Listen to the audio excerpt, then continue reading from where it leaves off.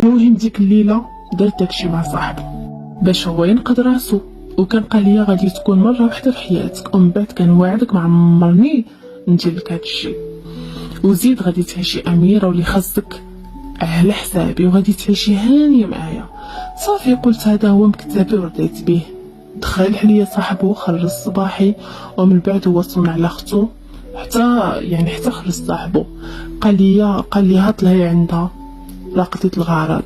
ايوا طلعوا لعندنا البيت وفرحانين بيه، وانا حالتي حاله وحاس بيا غير سيدي ربي. المهم هما فرحوا بيه وفرحوا حتى بيا، والشماتة اللي طلعت مدومه فرحوا بيه، وكندير براسو بحال الا هو البطل في ديك الليله. المهم مثل عليهم بلي هو اللي خدا الغرض، وانا ديك الليله بالذات حكمت على راسي بالاعدام. من بعد العرس الراجل كان كيتعامل معايا بحال انا خدامه عنده، ما كانش على بالو بيا، ما مسوقش ليا. ملي كنكون مع الاهل ديالو كيتعامل معايا مزيان، وملي كنكون غير انا وياه في الدار كيتعامل معايا خايب. تحلفي عليه ماشي هو داك الراجل اللي كيكون معايا في الدار والاهل ديالو حداه.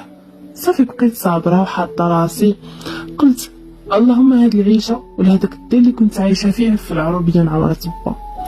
ايوا اختكم بقات موده على داك الحال. ومن بعد عمي الحاج اللي هو الاب ديالو كان مني كيشوفني قدامه كيقول لي بغيتكم تولدوا لي حفايدي. انا كنت كنقول ليه واخا الحاج ان شاء الله.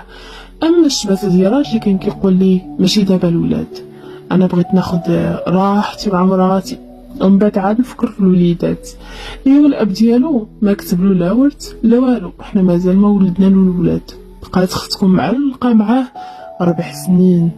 ومن بعد ملي تفكرت حيت الراجل ديالي كان كيتعامل معايا بارد بزاف، وحس الرجوله ما فيهش. في الاول جاني الامر عادي، وكنت واخده معاه راحتي حيت كنت زعما ملهيه بالفلوس، كنت يعني هاد الذهب اللي طلبتو كيجيني، وحتى الاهل ديالو كانوا مهاليين فيا.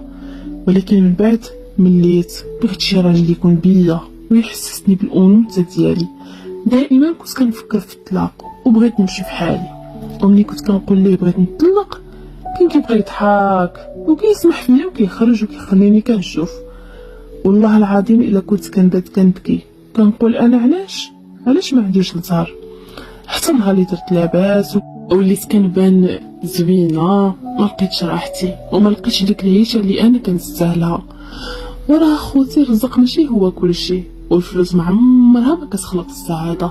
انا واخا الصراحه لقيتو موفر ليا ديك السعاده، الفلوس وكلشي موجود وكلشي كاين، ولكن داك الاحترام ما لقيتوش معاه.